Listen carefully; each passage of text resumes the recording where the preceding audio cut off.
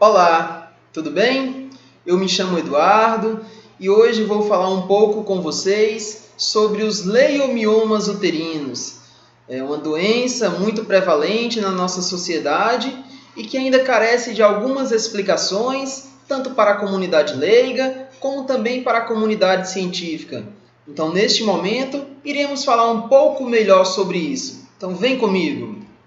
Primeiramente, gostaria de falar para vocês que os leiomiomas são os tumores benignos, formados por fibras musculares de tecido liso do útero, que vai ter um estroma, de tecido conjuntivo em proporções variáveis. E esses miomas eles podem incidir tanto no corpo como na cérvix uterina.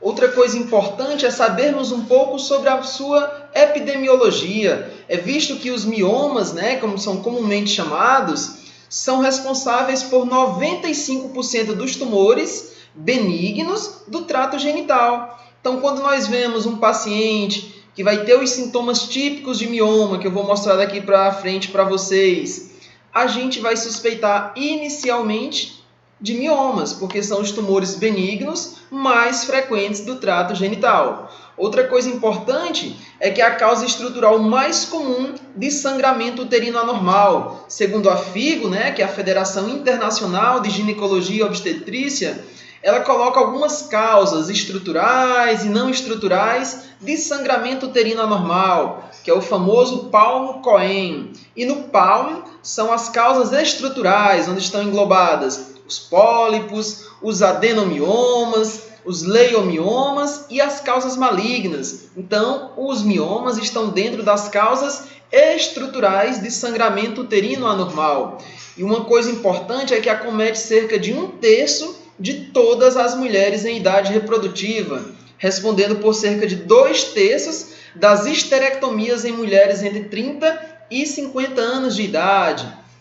Outra coisa muito importante que eu tenho a falar para vocês é que são tumores raros antes dos 20 anos de idade. Por isso que, como eu falei para vocês, é mais comum nessa faixa etária, entre 35 a 50 anos, sendo bem raro antes dos 20 anos de idade. E a maioria deles são assintomáticos. A maioria dos miomas são achados, na realidade, incidentais. A pessoa vai fazer uma ultrassom por alguma outra causa que esteja sendo investigada e acaba encontrando esses miomas. Então, a maioria desses tumores benignos são assintomáticos. E a gente tem alguns fatores que podem predispor à ocorrência dos miomas. O primeiro fator importante é a história familiar.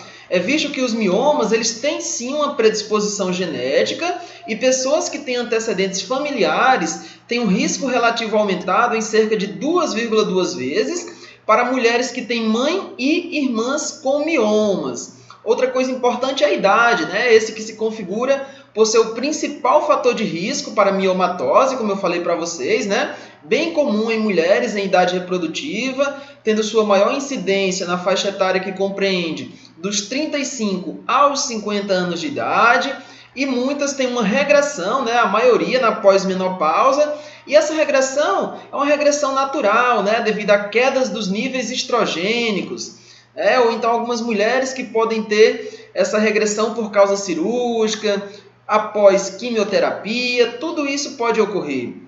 Outra coisa muito importante aqui no nosso estudo dos miomas é a raça, É visto que o risco relativo de ocorrer miomas é de 2 até 9 vezes maior em mulheres negras, Nas quais os diagnósticos são encontrados em faixas etárias mais jovens, encontram-se tumores maiores nessa raça, Tumores mais numerosos e também mais sintomáticos, consequentemente.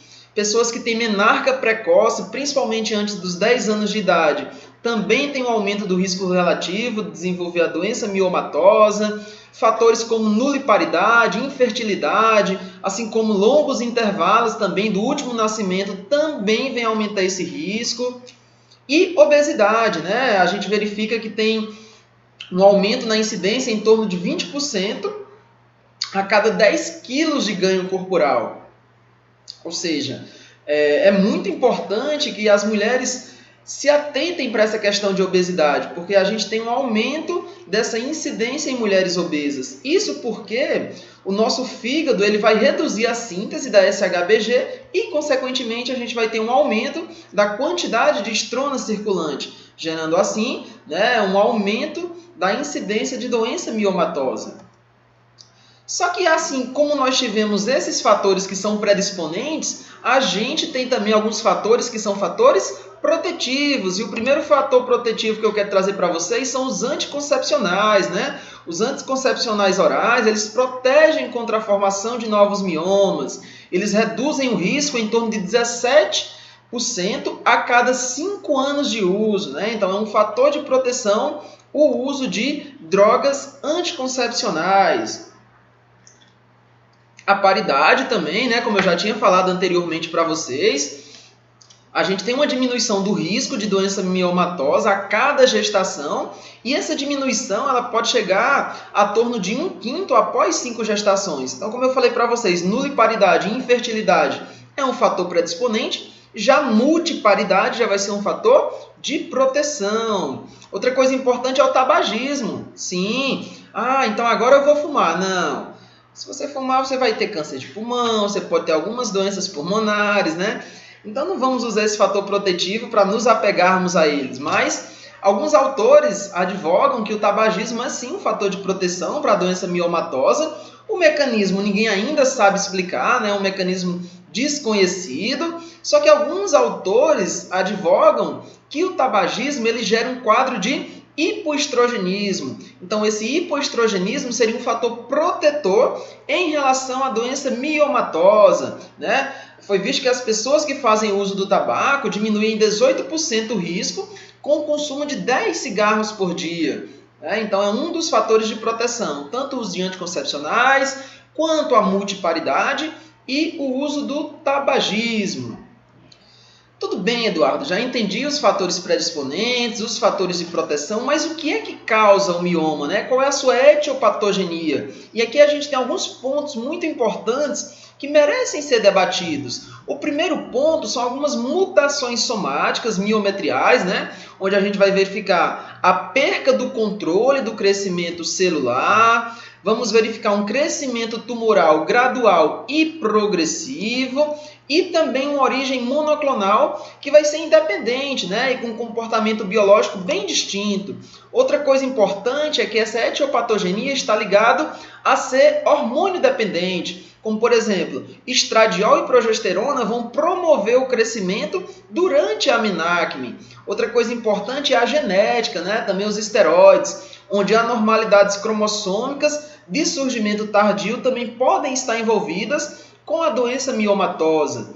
E após entendermos todos esses fatores protetivos, fatores predisponentes, a sua etiologia, nós temos que entender um pouco sobre a classificação da doença miomatosa. Então existem, pessoal, várias formas de nós fazermos essa classificação. A primeira forma que eu quero mostrar para vocês é a classificação quanto ao volume do mioma. A gente pode ter um mioma pequeno, que é aquele mioma que o fundo uterino não vai ultrapassar a sínfise púbica. Nós podemos ter um mioma de volume médio, onde o fundo uterino está entre a sínfise púbica e a cicatriz umbilical. E podemos ter também um mioma de volume grande, onde o fundo uterino ele vai ultrapassar a cicatriz umbilical. Essa é a classificação quanto ao volume. Só que nós também temos a classificação quanto à porção uterina em que esse mioma está sendo insinuado, A gente pode classificar em miomas cervicais, que são aqueles miomas que vão se desenvolver para dentro da vagina, onde eu estou mostrando aqui na seta para vocês, um exemplo de um mioma cervical. Esse mioma cervical, muitas vezes, vai ser a causa da sinusorragia, E também de infecções frequentes. E ele vai oferecer uma certa dificuldade quando essas pacientes são candidatas à abordagem cirúrgica. Outro tipo de mioma classificado quanto à porção uterina são os miomas ístmicos, que vão estar presentes lá no istmo uterino, onde a gente vai ter uma presença de uma sintomatologia dolorosa e também repercussões sobre o sistema urinário devido à anatomia ístmica. E vai ser um pouco difícil de distinguir dos miomas corpóreos, que é a nossa outra classificação e que representa a grande maioria da doença miomatosa. Aproximadamente 98% dos miomas são miomas corporais, que são miomas que podem atingir grandes volumes e também sem nenhuma clínica, né? Muitas vezes são miomas que chegam a ser assintomáticos. Nessa fotografia aqui, a gente pode mostrar para vocês, né, uma imagem especular, onde verifica-se um mioma cervical, né, que eu falei para vocês que são miomas que se insinuam para a vagina, com origem na cérvix uterina. E a gente pode classificar também quanto à posição relativa, né, às camadas uterinas, onde a gente vai classificar em miomas subserosos, miomas intramurais, que também podem ser chamados de miomas intersticiais, miomas submucosos, e aí a gente pode classificar tanto o subseroso como o submucoso em miomas pediculados, que é quando tem a presença de um pedículo de sustentação, e a gente tem alguns outros tipos de miomas, né, que são os miomas páridos e os miomas parasitas, que daqui a pouco eu mostro um pouco mais para vocês sobre esses tipos de miomas. Então, o primeiro tipo que eu quero mostrar aqui para vocês é o mioma subseroso, onde vocês podem ver aqui nessa animação, que é um mioma que vai estar em contato direto com a camada subserosa, né? E esse é um tipo de mioma, pessoal, que os seus principais sintomas, quando são miomas de grande volume, é justamente a questão da compressão, né? Que vai comprimir algumas estruturas adjacentes, e essa compressão pode gerar o quadro de dor. Tá? Geralmente, os miomas subserosos não são causas de sangramento, então são miomas que alguns autores advogam que não sangram, só que a gente não pode levar isso ao pé da letra, né? Dependendo do tamanho desse mioma, se houver alguma ruptura, alguma coisa do tipo, a gente pode sim ter um sangramento, mas o habitual para esse tipo de mioma é justamente não sangrar. A gente vê aqui uma imagem de ressonância, onde a gente vê aqui o útero e tudo isso aqui que vocês estão vendo é um mioma subseroso, né, que vai estar em contato íntimo direto com a camada subserosa. Aqui a gente vê outro exemplo também de um mioma subseroso. A gente tem os miomas intramurais, que são aqueles miomas que vão ficar no muro, né? Que vão ficar entre a camada subserosa e a submucosa. Vai ficar na parede miometrial. E aqui são miomas que podem sim estar envolvidos com sangramento, tá? Em alguns casos também vão estar envolvidos com infertilidade. Aqui mais algumas imagens de ressonância, onde dá para a gente ver a presença desses miomas, né? Na parede miometrial. E temos também os miomas submucosos, que vão estar em contato direto com a mucosa do útero. E esses miomas são muito relacionados a sangramentos e alguns autores também advogam a questão da infertilidade. E esses miomas submucosos, eles podem ser classificados ainda de outra forma. Podem ser miomas pediculados, que é quando tem esse pedículo aqui, que eu falei para vocês, né? Ou então miomas submucosos sésseis, que nesse caso aqui não vai ter o pedículo de sustentação. Aqui só para mostrar mais uma vez para vocês o mioma submucoso, né? Onde ele vai estar em contato íntimo com a camada submucosa. Aqui para mostrar para vocês um leiomioma intracavitário, né? Vai estar dentro da cavidade uterina. E nesse caso, como vai estar dentro da cavidade uterina, vai ter um pedículo de sustentação.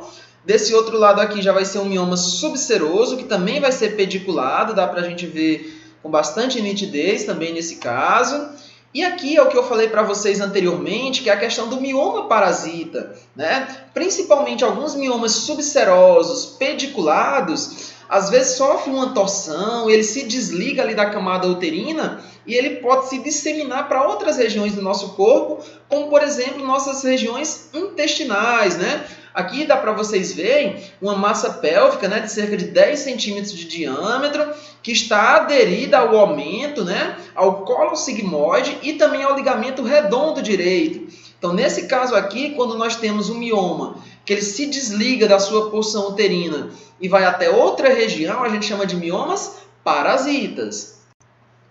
Aqui só para mostrar mais uma vez para vocês essa classificação, né? O mioma pediculado, que ele pode ser tanto subseroso como submucoso. A gente tem também algumas outras variantes, como por exemplo o mioma intraligamentar, quando vai estar em algum ligamento uterino, né? O mioma submucoso, aqui mais uma vez para vocês. O mioma cervical. Esse aqui é o pediculado submucoso, ó, vocês estão vendo um pedículo de sustentação. Aqui para mostrar para vocês mais uma vez, ó, um mioma pediculado. Nesse caso aqui, é o que a gente pode chamar, se ele se exteriorizar, né, pela camada vaginal, pelo canal vaginal, a gente pode chamar de um mioma parido, que é justamente esse caso aqui, ó, quando a gente tem a exteriorização do mioma através do canal vaginal. A gente chama de mioma parido. Aqui para mostrar para vocês umas peças anatômicas reais, né, de alguns tipos de miomas, ó, miomas intramurais. A gente vai ter também miomas subserosos nessa peça, uma peça bem florida em relação a acometimento miometrial. Algumas mulheres podem ter apenas um mioma, outras podem ter vários quadros, né, vários nódulos miomatosos.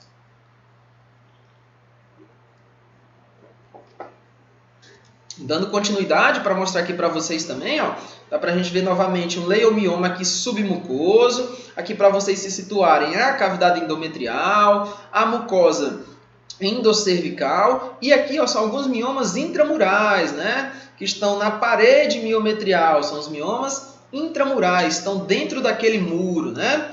E como é o quadro clínico desses pacientes? A maioria, como eu falei para vocês, são assintomáticos, vão ter mioma e não vão ter sintomatologia alguma, só que quando são sintomáticos, os principais sintomas são metrorragia, menorragias, né, hipermenorreia em alguns casos, principalmente relacionados a miomas submucosos, dismenorreia, anemia devido a uma grande perca sanguínea, né? Alguns pacientes podem cursar com distensão abdominal idopélvica, outros podem cursar com dispareunia, né, dor durante a relação sexual, urgência urinária. Algumas mulheres relatam constipação, né, e quando defecam são aquelas fezes em fita, justamente devido à compressão do mioma no trânsito intestinal, e alguns quadros de infertilidade. Algumas mulheres não conseguem engravidar justamente devido ao quadro miomatoso.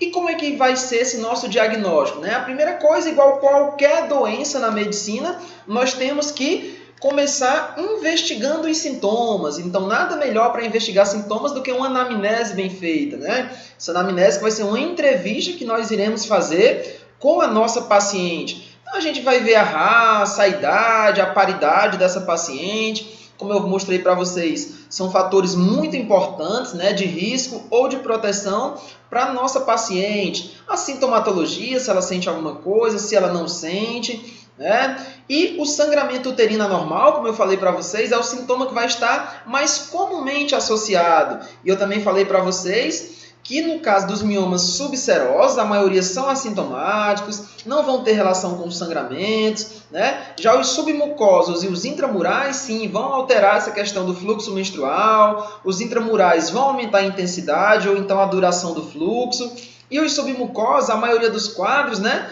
vai progredir com um sangramento irregular. Muitas pacientes mencionam quadros de dor pélvica, de dismenorreia, né? E aproximadamente 5% dos casos vão estar relacionados com infertilidade, principalmente os miomas submucosos. Alguns miomas também podem ser responsáveis por quadros de abortamentos, né? Ou então outras complicações obstétricas, e alguns, dependendo do seu tamanho, da sua localização, podem gerar compressão geniturinária, principalmente aqueles miomas ístmicos que eu mostrei para vocês anteriormente.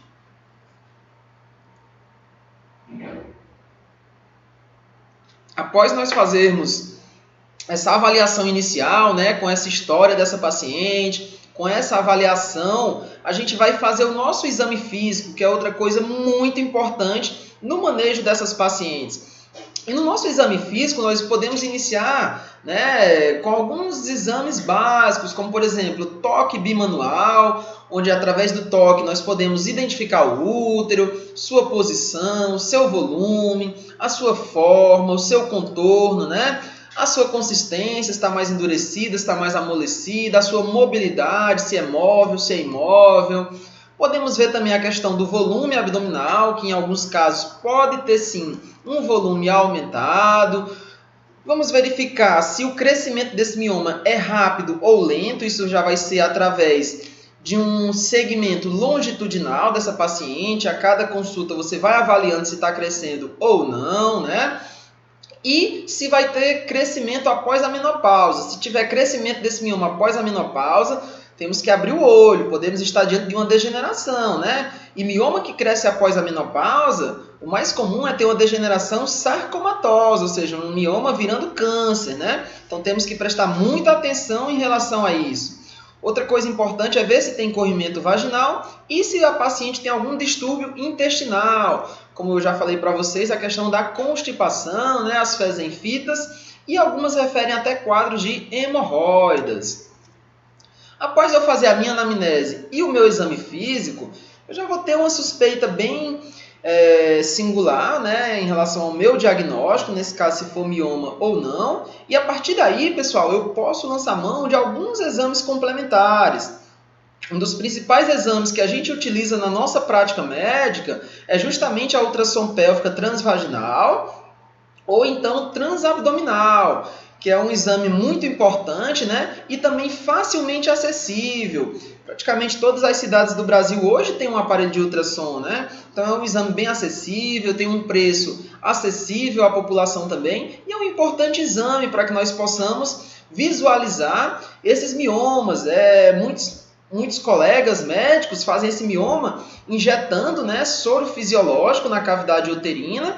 E quando injeta o soro fisiológico na cavidade uterina, vocês estão vendo aqui bem mais hiperecogênico, né, que é o soro fisiológico, a gente vai ver que a gente vai conseguir destacar esse mioma, né? A gente vai ter informações sobre a anatomia uterina e também na massa tumoral, e a partir disso a gente vai ter o delineamento desse mioma como nódulos hipoecogênicos, como vocês podem ver, onde eu estou marcando aqui com o meu ponteiro.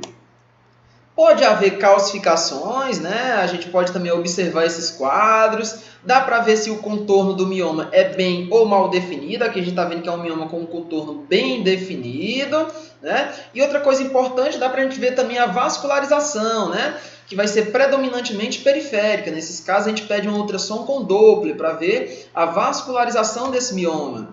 Aqui mostrando para vocês, né? Ultrassonografia, onde a gente pode ver alguns nódulos miomatosos. Ó, vocês podem ver aqui essas imagens mais hipoecogênicas. Outro exame que a gente pode estar lançando mão também é a histerosalpingografia, que é um exame que não vai ser a nossa primeira opção. Tá? A gente geralmente inicia a nossa investigação através de exames de imagem com a ultrassom mesmo, como eu já falei para vocês. Essa histerosalpingografia, pessoal, para falar a verdade, ela é utilizada para fazer uma avaliação da permeabilidade tubária, né? Quando a gente está investigando pacientes com quadro de infertilidade. E aí a gente fazendo essa investigação por outro motivo, às vezes a gente encontra um mioma. E como é que eu sei que é um quadro sugestivo de mioma? Quando no meu exame eu tenho uma falha de enchimento, né? E essa falha de enchimento é justamente devido à doença miomatosa, principalmente os miomas submucosos. E também a gente pode ter algumas distorções uterinas, né? No caso, se for um mioma intramural.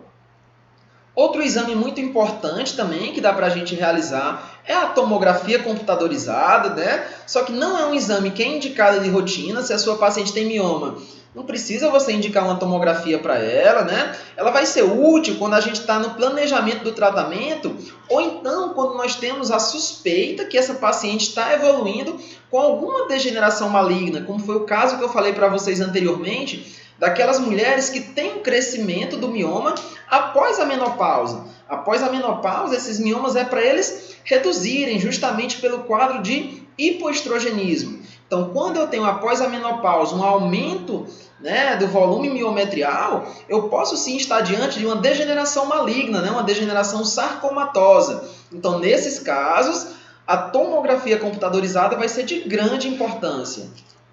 E também a ressonância magnética, né? Outro exame muito importante. Na realidade, se eu for falar aqui para vocês, é o melhor exame para visualização e mensuração dos miomas. Ó, aqui você vê o útero, e isso tudo aqui que vocês estão vendo é um mioma, né? Nesse caso aqui é um leiomioma subseroso. Ele vai ser um exame que a limitação dele é porque é um custo elevado. Nem todo mundo pode pagar uma ressonância magnética, né? Só que ele vai ser ideal para diferenciar os leiomiomas dos adenomiomas, que daqui a pouco eu vou falar para vocês o que é um adenomioma. E a gente também pode realizar uma ressonância quando a gente cogita realizar um procedimento chamado embolização, que mais na frente, na parte de tratamento, irei mencionar sobre essa forma terapêutica para vocês. Aqui dá para a gente ver também, ó, outro corte de ressonância, né? Evidenciando um mioma. E outro exame que a gente pode fazer também, né? A gente pode fazer um procedimento videoendoscópico. Nesse caso aqui, ó, dá para vocês verem uma videoesteroscopia, né? Onde vocês podem ver a massa miometrial bem definida, onde a gente vai fazer, através dessa esteroscopia, a avaliação da cavidade uterina, e dá para fazer essa visualização direta de miomas submucosos, ou então, por exemplo, um intramural que tenha componente submucoso, né? Só que ele não permite a avaliação completa do eventual componente intramural, porque não tem como eu saber até onde aquele mioma vai dentro da porção intramural, né? Então a gente consegue ter uma visualização melhor no quadro, no caso dos miomas submucosos.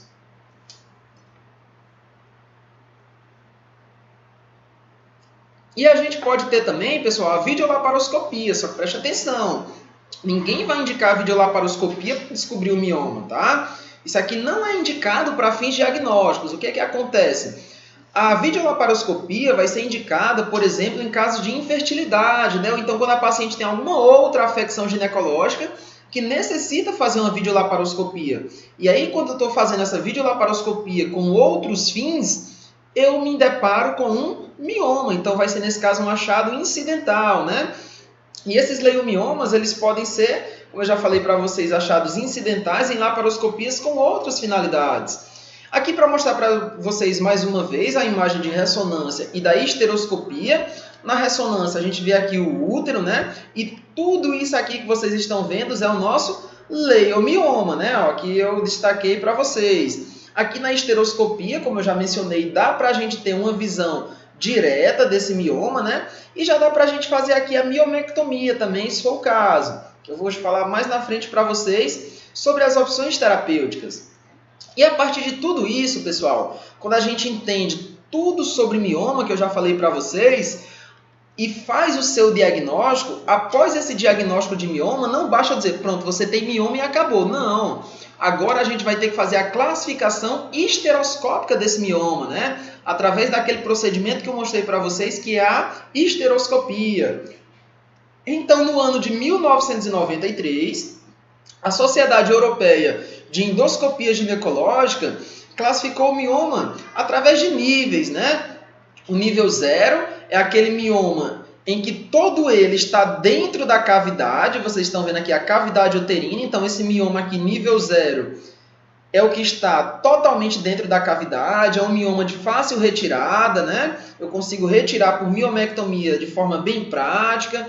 O mioma nível 1 é aquele mioma com mais de 50% na cavidade uterina. Também é um mioma que eu consigo retirar por miomectomia, não traz grandes problemas. Já esse daqui, ó, é o mioma nível 2, né? Que é um mioma que tem mais de 50% de sua porção na camada miometrial. Esse aqui sim, já é um mioma que já vai ser de difícil retirada.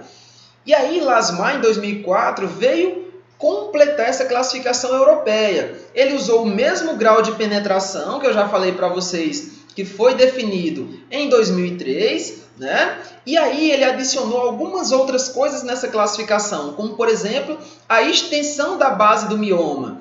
A gente vai dar 0 ponto para o mioma quando a sua extensão ela for até 1/3 ou menor da parede uterina, né? A gente vai dar 1 ponto quando a base do mioma for entre 1/3 a 2/3 da parede uterina, e a gente vai dar 2 pontos quando a base do mioma se estender a partir de 2/3 ou mais da parede uterina. Então, essa daqui é a classificação quanto à extensão da base do mioma.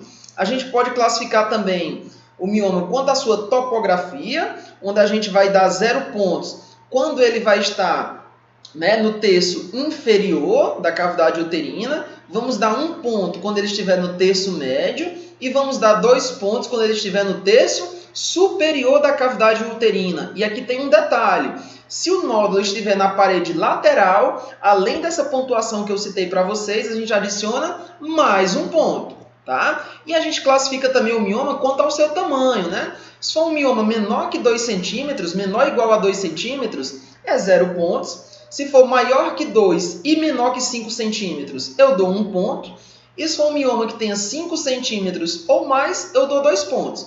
Então, no final disso tudo, pessoal, a gente vai fazer o somatório do grau de penetração, da extensão da base do mioma, da sua topografia e do seu tamanho. Quando eu fizer esse somatório, eu vou ter um score final. E esse score a gente vai colocar na tabela da classificação de Lasmar. Se o paciente tiver de 0 a 4 pontos, ele vai ser enquadrado no grupo 1. E a conduta sugerida para esses pacientes vai ser simplesmente a miomectomia esteroscópica, né? Que é um procedimento de baixa complexidade. Se o paciente tiver na classificação de Lasmar de 5 a 6 pontos, ele vai ser incluso no grupo 2, né? Onde a gente já vai ter uma miomectomia mais complexa. Nesse caso aqui, como vai ser um mioma já maior, vamos pensar em um preparo com análogos do GNRH, né? Ou então uma cirurgia em 2 tempos. E se o paciente tiver uma classificação de Lasmar score de 7 a 9, aí já vai ser o grupo 3, né? A miomectomia já não vai ser uma conduta tão adequada para esses pacientes. Então, nesses casos, a gente já indica uma outra técnica, que não seja uma técnica esteroscópica. Tá? E essa daqui é a classificação da FIGO, pessoal, que é a Federação Internacional de Ginecologia e Obstetrícia, onde ela classifica os miomas em vários tipos também, né? Os tipos 0, 1 e 2, ela classifica como sendo submucosos, né? O 0 é aquele que a gente chama de pediculado intracavitário, como vocês estão vendo aqui. O 1 é submucoso nesse caso, só que menos de 50% está na porção intramural. Já o 2 é o contrário, ele também é submucoso, só que mais de 50% tem componente intramural. Quando a gente vê o 3, aqui a gente já tem outros tipos, né? Que não é submucoso. Nesse caso aqui, a gente já vai ter um mioma intramural, só que é um mioma intramural que ainda tem contato com a porção endometrial. Já o 4 não. O 4 ele é intramural e não tem contato com endométrio, ou seja, ele é totalmente intramural. A gente tem o 5 aqui nesse caso, que já vai ser subseroso, tá? E esse 5 aqui já vai ter mais de 50% ainda na porção intramural. O 6 ele também vai ser subseroso, só que nesse caso aqui, ó, menos de 50% vai estar na porção intramural. O 7 é o subseroso pediculado, que eu já mostrei para vocês, né? E aí a gente vai ter outros tipos, que eu já mostrei para vocês. A gente vai ter os cervicais, os parasitas, os parídeos, né? E a gente tem também alguns leiomiomas, que a gente chama de leiomiomas híbridos. Que nesse caso aqui, ó, esse 2 a 5, que são aqueles leiomiomas que vão ter porções submucosas, subserosas, né? E aí eles podem estar intramurais com componente na cavidade peritoneal e endometrial ao mesmo tempo. Então é esse que eles chamam de leiomioma híbrido, né? Que estão em contato tanto com a cavidade endometrial como peritoneal, respectivamente. E esses leiomiomas, pessoal, a gente tem alguns diagnósticos diferenciais, né? Um pólipo também podem causar essas alterações de volume uterino, algumas hiperplasias endometriais, alguns tipos de câncer. Adenomiose é um diagnóstico diferencial muito importante também. Daqui a pouco eu comento um pouco mais para vocês sobre adenomiose, tá? Algumas malformações uterinas, né? Gravidez, principalmente se for gravidez ectópica, a gente também pode ter alteração de volume, pode ser um fator de confundimento em alguns casos, né? Abortamentos também, gravidez molar, alguns tumores ovarianos, né? Aderências pélvicas, tumores vesicais, tumores em retroperitônio, cistos mesentéricos, alguns pacientes que cursam com rim ectópico, né? Fecaloma, alguns quadros de abscesso, tudo isso pode gerar diagnóstico diferencial com o leiomioma. Então, tudo bem, eu já entendi a clínica, já entendi todos os fatores que você citou para mim, mas como é que eu faço o tratamento desse leiomioma? A princípio, pessoal, aquelas mulheres que são assintomáticas, eu não vou mexer com elas, tá? Porque os leomiomas, como não está trazendo nada de repercussão hemodinâmica nem sistêmica para essa paciente, então, a princípio, para pacientes que são assintomáticas, eu não vou realizar tratamento. Em alguns casos, eu vou fazer algum tratamento individualizado a partir da individualização de cada caso, né? Quanto ao tamanho do mioma, quanto à sua localização, quanto aos seus sintomas, a idade da paciente, aspirações reprodutivas, se é uma nulípara, se é uma multípara, vai depender de cada caso, né? Como, por exemplo, se for uma paciente sintomática e que tiver sintomas leves a moderados e for um mioma pequeno, eu posso simplesmente ter uma conduta expectante, não fazer nada com essa paciente, tá? Agora, se for uma paciente que tenha sintomas intensos, mas ainda for nulípara, eu não posso arrancar o útero dessa paciente, né? Eu faço simplesmente uma miomectomia, eu retiro apenas o mioma. Agora, se for um sangramento intenso, tiver sintomas intensos e a paciente já for multípara, já tiver uma prole constituída, aí sim eu posso pensar em realizar uma histerectomia, né? Mesmo assim, se for intenso e multípara e o mioma for apenas submucoso, eu posso sim pensar ainda em uma miomectomia para essa paciente, tá? E como essa conduta expectante, né, que eu estou falando aqui para vocês, é a conduta que a gente faz para pacientes que são assintomáticas, né? É uma conduta que vai se ancorar em exames clínicos e também em realização de ultrassonografias seriadas, que podem ser feitas a cada 3 ou 6 meses, né?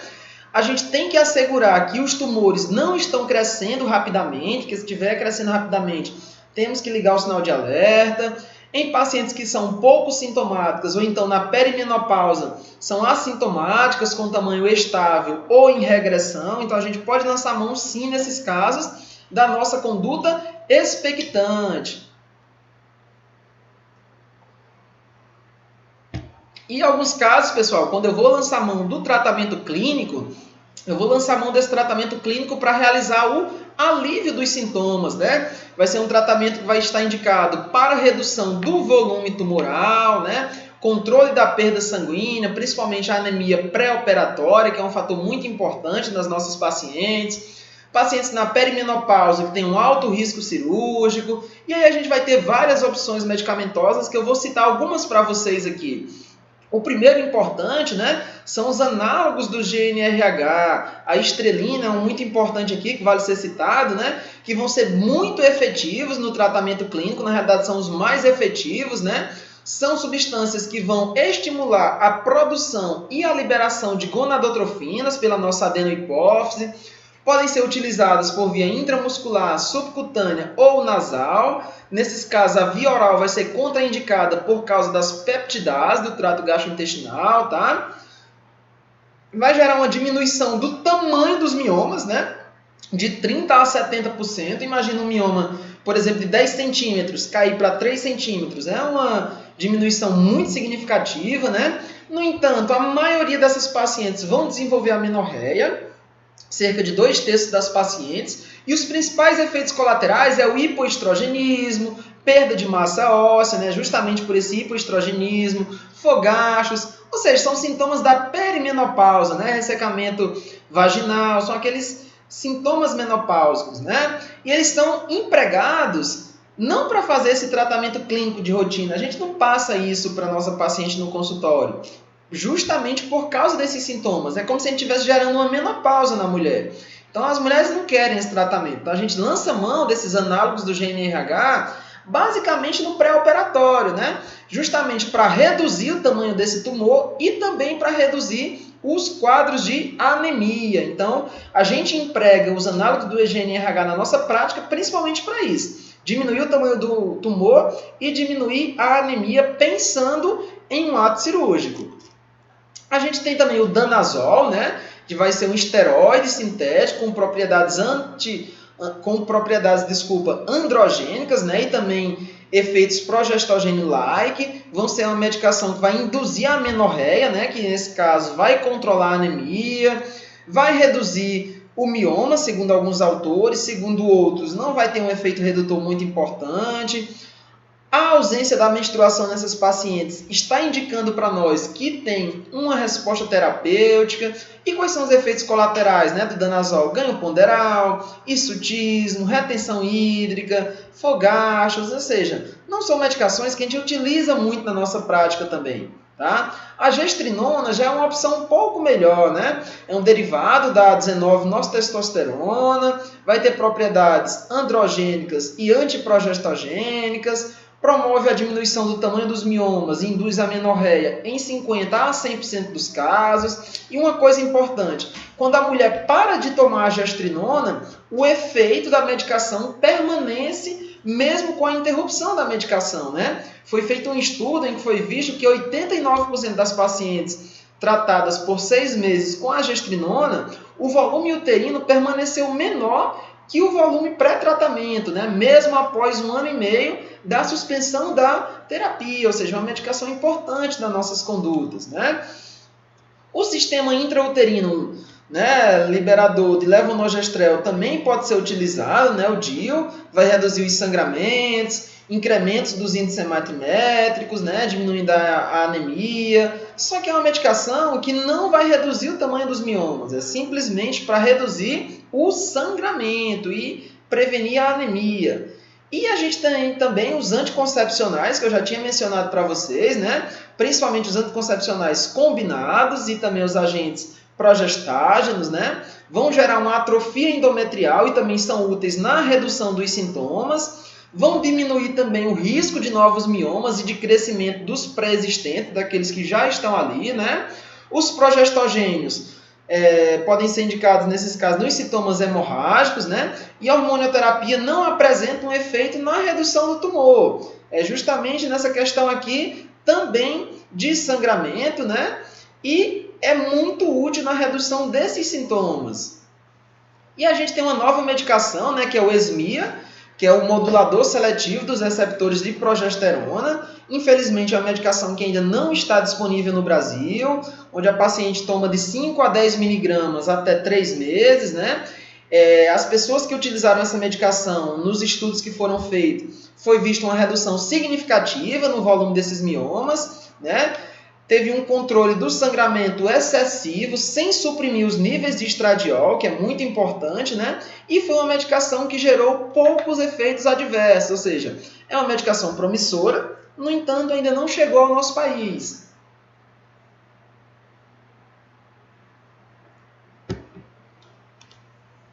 E, além do tratamento clínico que eu mostrei para vocês, a gente tem também o tratamento cirúrgico. Pode ser um cirúrgico conservador, como é o caso da miomectomia, ou então um cirúrgico definitivo, em que a gente realiza a retirada uterina, né? É a histerectomia. E a gente tem algumas indicações para o tratamento cirúrgico, são aquelas pacientes que têm tratamento de sangramento uterino anormal ou dor pélvica, quando eu quero fazer uma avaliação, quando há suspeita de malignidade, tratamento de infertilidade, tratamento de abortos recorrentes, né? Todas essas são indicações de tratamento cirúrgico. E aí a gente pode ter o cirúrgico definitivo, como eu já falei para vocês, que é a histerectomia, né, que a gente faz em pacientes que são muito sintomáticas, que não estão respondendo àquelas outras terapias que eu já mencionei para vocês, em pacientes que têm miomas muito volumosos, né, em que não há interesse da preservação uterina. E a gente tem também o tratamento cirúrgico conservador, que é, no caso, a miomectomia, em que a gente preserva o útero e retira apenas o mioma, né? É indicado principalmente em miomas submucosos, em quadros de sangramento uterino anormal, dor pélvica, pacientes com infertilidade, aquelas pacientes que têm abortos recorrentes também, né? E a importância dessa miomectomia é que ela vai preservar a função menstrual da paciente, vai possibilitar uma gravidez futura. Se eu retirar o útero dessa mulher, não tem como ela engravidar mais, né? No conservador, não. No conservador, a gente possibilita uma gravidez futura e a gente tem que se atentar que o tratamento conservador, como eu estou deixando o útero da mulher intacto, pode sim haver o surgimento de novos miomas, né? Tem um quadro de recorrência de 25%. Então, quando a gente realiza a miomectomia, a gente fala para a paciente que se ela quer engravidar, que ela o faça, né, o mais breve possível, porque ela pode vir novamente a ter um novo mioma que pode vir a impossibilitar um quadro de gravidez ou então gerar complicações obstétricas, quadros de abortos. A gente tem outra opção aqui também, que é a ablação do endométrio, né, que é muito utilizado para solucionar sangramentos em multíparas, já com prólipe constituída. A gente não pode fazer a ablação endometrial de pacientes que são nulíparas, né, ou então mulheres que ainda querem engravidar, que ainda têm esse desejo de engravidar. Também não posso fazer em pessoas que têm miomas muito volumosos, né? E uma coisa importante a falar aqui é que a ablação do endométrio ela não trata miomas subserosos e intramurais. E também não melhora os sintomas álgicos. É simplesmente para solucionar casos de sangramentos, tá? Então lembra, a mulher tem que ser multípara e já tem que ter prólipe constituída. Se ela não tiver isso, eu não posso fazer ablação endometrial. Outra opção que pode ser utilizada também é a embolização, né, da artéria uterina, aqui nesse caso, onde a gente vai fazer uma oclusão da irrigação sanguínea para os miomas, ou seja, não vamos deixar com que a irrigação sanguínea chegue a esse mioma. Vai ser indicada para pacientes que são sintomáticas, que têm miomas volumosos, olha o tamanho desse mioma aqui, ó, né? Ou então pessoas que têm miomas múltiplos, né? Miomas não pediculados, tá? Não degenerados e que desejam preservar a função uterina, desejam preservar o útero, né? Também pode ser utilizado para pacientes que têm necrose e redução volumétrica dos tumores, né? E é um procedimento que vai melhorar significativamente os sintomas dessa paciente. Então, é uma opção também muito importante que a gente pode estar lançando mão na nossa prática clínica. E esses miomas, pessoal, eles podem degenerar. A gente pode ter algumas degenerações. A mais comum de todas é a degeneração hialina, né? Onde a gente vai ver a presença de um tumor amolecido, e é uma degeneração que vai ter origem na diminuição do fluxo de sangue para o mioma. A gente pode ter também uma degeneração cística, né, que vai ser uma degeneração secundária, a liquefação das áreas com degeneração hialina, que eu já mostrei para vocês, com a formação de coleções líquidas. Ou então uma degeneração mucoide, onde a gente vai ter cistos preenchidos com material gelatinoso, né? A gente pode ter também a degeneração rubra ou então necrose asséptica, né, que pode ocorrer na gestação principalmente, mais comum naqueles miomas intramurais. A paciente vai cursar com um quadro de dor, de febre e até mesmo ruptura, né, com quadro de abdômen agudo. Sim, as mulheres podem ter abdômen agudo justamente por uma degeneração rubra, né? E é uma degeneração que vai ser ocorrida por obstruções venosas devido ao rápido crescimento tumoral. E a gente pode ter também uma degeneração gordurosa, que já vai ser uma degeneração bem mais rara, onde a gente vai ter um tecido gorduroso que vai estar depositado no interior das fibras musculares lisas. Tá? A gente pode ter também uma degeneração que a gente chama de calcificação, vai ser nesse caso aqui o acúmulo de cálcio em áreas onde o suprimento sanguíneo do tumor é pobre, onde não chega bem a irrigação sanguínea, né? Como é o caso dos leiomiomas que sofreram necrose, ou então degeneração gordurosa, ou então após a menopausa, como eu já citei para vocês também. Aqui só para mostrar para vocês uma peça anatômica, onde esse mioma aqui sofreu calcificações, né? E também podem degenerar com necrose, que nesse caso vai ser o resultado da interrupção do fluxo sanguíneo, né? Vai ser mais comum naqueles miomas que vai ter o pedículo, né? Que vão ser pediculados, com o pedículo longo, né? Ou mais comumente se sofrer torção desse pedículo. Se torcer o pedículo, não vai chegar também suprimento sanguíneo para esse mioma e ele pode degenerar com necrose. Aqui um exemplo, ó, de uma necrose tumoral do mioma devido à falta de suprimento sanguíneo, né? E aqui, pessoal, a mais temida de todas, e também, graças a Deus, uma das mais raras, que é a sarcomatosa, que é uma degeneração maligna, né? É uma degeneração extremamente agressiva, onde vai ter um crescimento rápido e vai ser quase exclusivo do período da menopausa. Já citei isso aqui para vocês na nossa palestra, né? Vamos sempre suspeitar de uma degeneração sarcomatosa quando é aquele mioma que nós vemos um crescimento após a menopausa. Após a menopausa, ou é para esse mioma estabilizar ou para ele regredir, né? Porque a gente vai ter um quadro de hipoestrogenismo. E a confirmação disso, pessoal, vai ser através da histopatologia, onde a gente vai verificar 10 ou mais mitoses por campo de grande aumento, né? ou então entre 5 e 10 mitoses se houver anaplasia, ou então pleomorfismo. Aqui a gente vê um quadro de sarcoma uterino.